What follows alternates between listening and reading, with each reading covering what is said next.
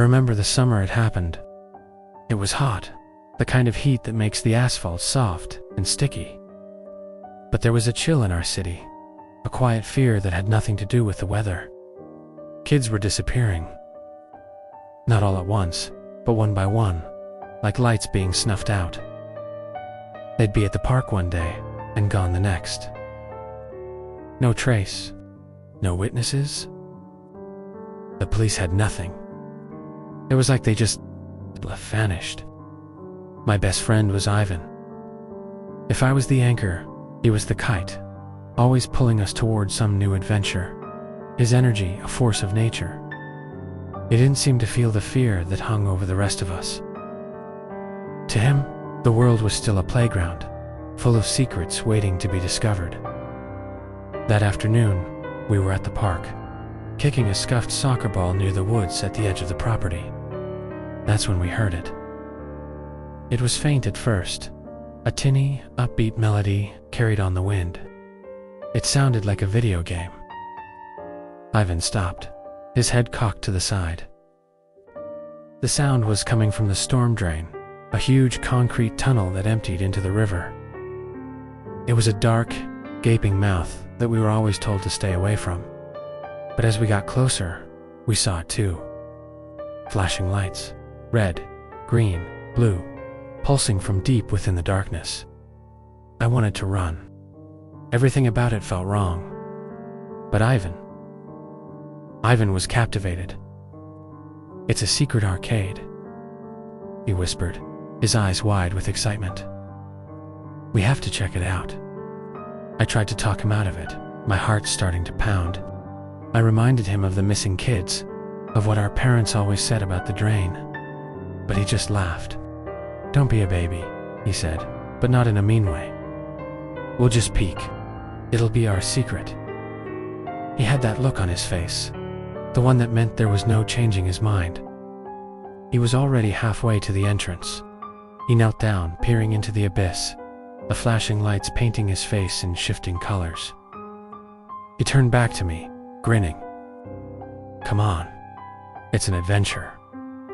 Against every screaming instinct in my body, I followed him. The moment we stepped out of the sunlight, the world changed. The warmth vanished, replaced by a damp, subterranean chill. The cheerful sounds of the park faded, replaced by the echo of our own footsteps and that strange, hypnotic music pulling us deeper. The tunnel seemed to stretch on forever. Our cheap flashlights barely made a dent in the oppressive darkness. The air was thick with the smell of wet earth, rust, and something else. Something faintly sweet and rotten. The arcade music was our only guide, a cheerful, looping melody that felt more and more sinister with every step we took. Water dripped from the ceiling, each drop echoing like a footstep in the silence between the notes. My initial fear had settled into annoying dread.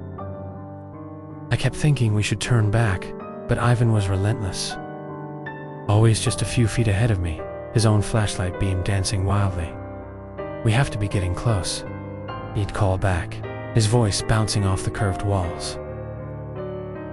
Then we reached a section where the tunnel had partially collapsed. The way forward was a crawl space, a tight, muddy tube barely 2 feet high. This was it. This was my chance to make him turn back. "No way, Ivan. It's a dead end." But he just laughed, already on his belly. "It's not a dead end, it's a secret passage. Come on." I had no choice but to follow, the feeling of the cold, wet mud soaking through my clothes, making my skin crawl. It felt like we were being swallowed. Claustrophobia was a physical presence, pressing down on my back. And that's when we first heard the voice.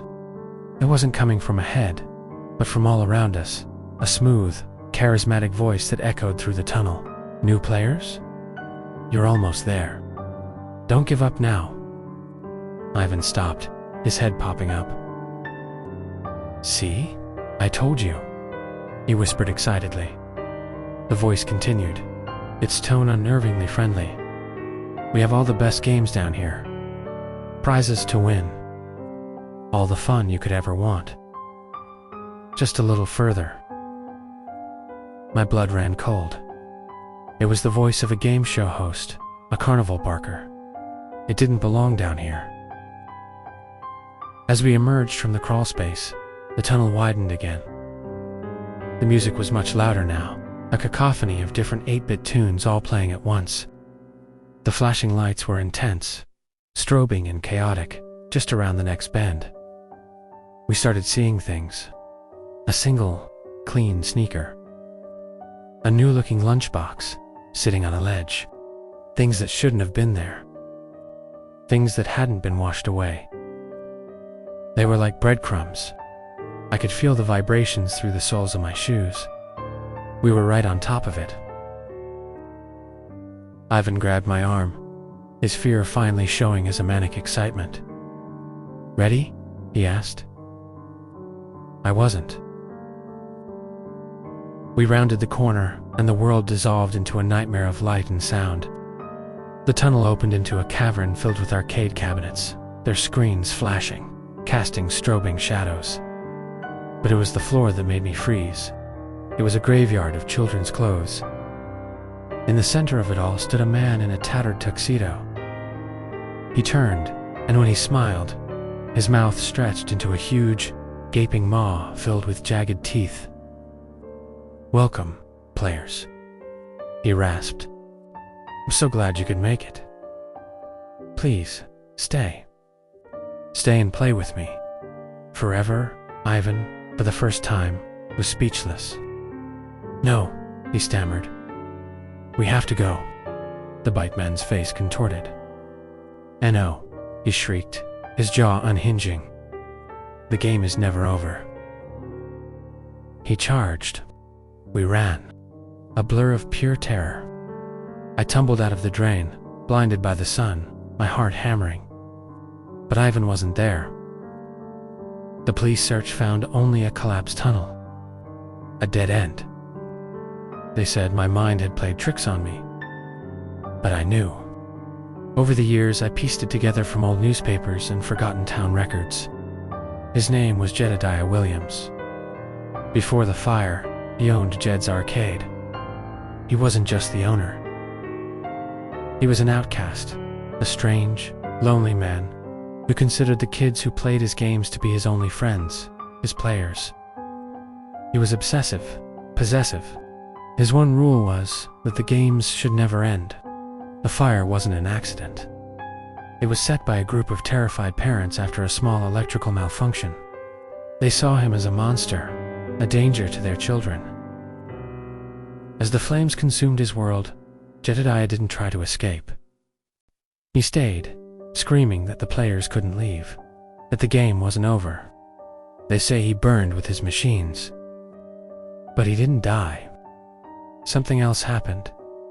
That hatred, that obsessive need to keep his players, it twisted him into the thing we saw in the drain. He doesn't just haunt the sewers. He's created a new arcade, a phantom game that lures kids in. His victims aren't just missing. They're the new players in a game with only one winner. A game that never, ever ends. For 20 years, I've lived with the memory of running while my friend was taken. I've studied the map of this town's secret, dark history. Tonight, I'm not a player anymore. I'm changing the game. I'm going back to face him. It was meant to be the last great adventure. My older brother, Leo, was leaving for college in the fall. And my dad, Mark, insisted on one final trip, a rite of passage for the three of us, hunting in the deep, untamed wilderness of Alaska. We were experienced, cocky. We thought we were prepared for anything the wild could throw at us. In the last dusty town before civilization vanished behind us, we met a man who knew better. He was an old trapper, with one milky eye and hands that looked like gnarled roots. He saw our rifles and our eager faces and gave us a warning, his voice a low rasp like stones grinding together. He spoke of the Mahaha. He didn't call it a beast. He called it a curse, a spirit of the ice with a heart of pure malice. He said you'd hear it before you saw it, a sound like cracking ice that gets inside your skull. Then, a thin, cruel laugh that promised a slow, violent end. "It didn't just kill the heat," he whispered. "It killed for sport, savoring the terror, tearing its victims apart." Leo clapped him on the shoulder and laughed, telling him he should save his ghost stories for the tourists. I just felt a cold knot tighten in my stomach. Dad gave the man a polite nod, but dismissed it all as local superstition. The first 2 days were perfect. The sky was a brilliant, sharp blue, and the silence of the wilderness was a comfort. Our cabin was a tiny, sturdy box in a vast, white world. We felt like kings of the tundra. Then the storm hit.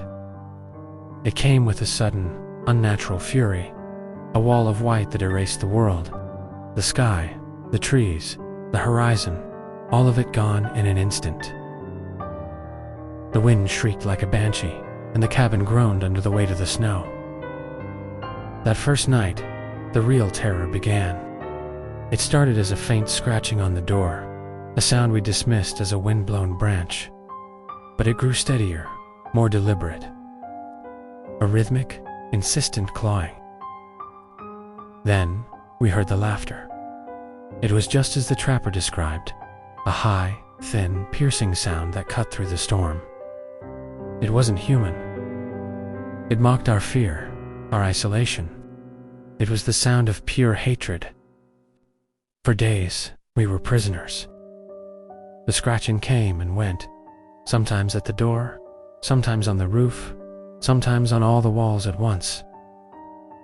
The laughter was our constant companion, a soundtrack to our growing dread. Leo's confidence was the first casualty, replaced by a grim, haunted look. I was paralyzed by fear, staring at the door, waiting for it to splinter and break. Dad tried to keep us focused, to keep our spirits from shattering, but I could see the strain in his eyes. The world had shrunk to this single, besieged room. And then, the firewood ran out. The last log turned to ash, and the biting cold began to creep in through the walls. The laughter outside seemed to grow louder, more triumphant. After a long, tense silence, broken only by the wind and the cackling, Dad stood up. He grabbed his heavy axe. "I'm not freezing to death while that thing laughs at us," he said, his voice a low growl. We screamed at him not to go. Leo stood in front of the door, begging him. But Dad's mind was made up.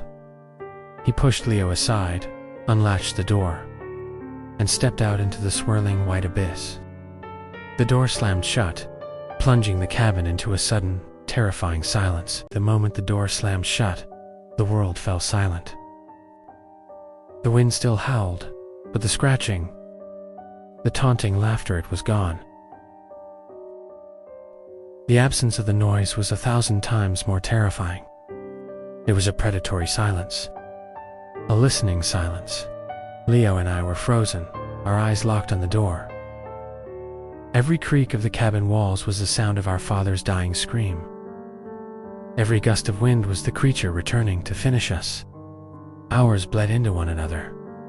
We didn't speak. What was there to say? We were two boys in a box, waiting for a monster to get bored of its game. The cold was no longer just a discomfort. It was a physical enemy, sinking its teeth into our bones. The cabin was becoming a tomb. It was Leo who finally broke the spell. His face, which had been a mask of pale fear, hardened into a desperate resolve. "We can't just sit here and die," he whispered, his voice hoarse. "We have to go after him. We have to know." I was terrified of what was outside, but the thought of freezing to death in that silent, dark room was worse. We bundled ourselves in every layer of clothing we had, our movements clumsy, our fingers numb. Leo grabbed the heavy fireplace poker, the only thing we had that resembled a weapon. I took a small hatchet. Opening the door was like opening an airlock into a dead, white space. The storm was a living entity. a swirling vortex of ice and wind that stole our breath and blinded us. The world we knew was gone, replaced by a chaotic landscape of shifting snowdrifts and howling emptiness. We screamed Dad's name until our throats were raw, but the wind snatched the words and tore them to shreds. We stumbled forward, tethered together by a rope tied around our waists, two lost souls in a frozen hell. We had no direction, no plan. We were just following a hopeless instinct. After what felt like an eternity, I almost fell over it. A single, dark object, half buried in the snow. Dad's axe. It was just lying there, useless. And a few feet from it, a dark stain on the snow. Then another. It was a trail of blood, stark and horrific against the pure white. It led us behind a massive wall of rock, into a small area shielded from the worst of the wind. And that's where we found him. He wasn't just dead. The trapper's warning was an understatement. My father, the strong, resolute man who thought he could face down anything, had been ripped apart. It was an act of pure, frenzied violence, a scene of absolute carnage, his body shattered, torn, and scattered in a gruesome tableau. Leo let out a strangling, guttural sound, a sob of pure horror that was ripped away by the wind. I couldn't scream. I couldn't breathe. My mind simply broke. As we knelt there, shattered and frozen in the snow, a shadow fell over us. It was long and impossibly thin. The wind died down for a moment, and in the sudden, eerie quiet, we heard it. A low, wet chuckle right behind us. Slowly, we looked up. It was there, the Mahaha. Its skin was the color of a frozen corpse, stretched tight over a skeletal frame. Its claws, long and black like shards of obsidian, were dripping with fresh, dark blood. My father's blood. It moved without a sound. A blur of pale blue and black claws against the snow. There was no roar, no battle cry, just a silent, impossibly fast lunge. I felt a searing, tearing agony in my shoulder as one of its claws ripped through my coat, my flesh, and grated against the bone.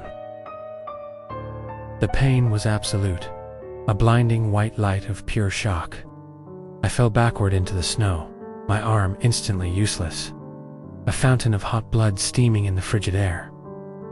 The creature loomed over me, its head tilted with a horrifying, analytical curiosity, ready for the final, tearing blow. Then came a scream of pure rage. Leo, he charged, swinging the heavy iron poker like a club, landing a solid blow against the creature's side. It made a sound like a dead tree cracking. The Mahaha was thrown off balance, turning its cold, black eyes from me to my brother. That single moment saved my life. "Run, Ethan, run," Leo screamed, his voice already sounding distant. He didn't run. He stood his ground, a desperate, hopeless guardian between me and the monster. I scrambled to my feet, clutching my ruined arm, and I ran. I ran blindly, stumbling through the deep snow, the storm a disorienting hell around me. Behind me, I could hear the fight terrible wet sounds of impact and Leo's grunts of pain. Then, the laughter started again, louder now, triumphant, echoing all around me. It was chasing me. I burst through a line of frozen pines and found myself on the edge of a vast, white expanse, a frozen lake. The creature was right behind me, a silent, gliding specter of death. My legs gave out. I was going to die. But Leo, bleeding from a dozen wounds, burst from the trees behind the creature. He wasn't trying to fight it anymore. His eyes met mine for a fraction of a second, and in them, I saw a terrible, final understanding. He screamed, a raw, animal sound, and tackled the Mahaha from behind. They went down in a tangled heap, sliding across the ice. The creature, caught by surprise, clawed at him, tearing him apart. But Leo held on, his arms locked around its skeletal body, driving them both toward a dark patch in the center of the lake where the ice was thin. I heard the crack, a spiderweb of black lines spreading out from under them. For a moment, they were silhouetted against the white, my brother and the monster, locked in a final, fatal embrace. Then, with a sound like a gunshot, the ice gave way. They vanished into the black, churning water. The Mahaha let out a final, choked shriek, a sound of fury and disbelief, before it was silenced. Then there was nothing, just the wind, and the snow, and the gaping black hole in the ice. I don't remember wandering away. I don't remember the cold, or the pain. The next thing I knew, I was in a hospital bed, my arm a mess of stitches and bandages. They found me 2 days later, they said, half dead from blood loss and hypothermia. They found what was left of my father and called it a bear attack. My brother Leo was declared missing, presumed dead, swallowed by the Alaskan wilderness. They didn't believe me. My story was the babbling of a traumatized, frostbitten kid. But I have the scars. And sometimes, on the coldest nights, when the wind howls just right, I can still hear it. That high, cruel, frozen laughter. And I know it's still down there, in the dark, waiting.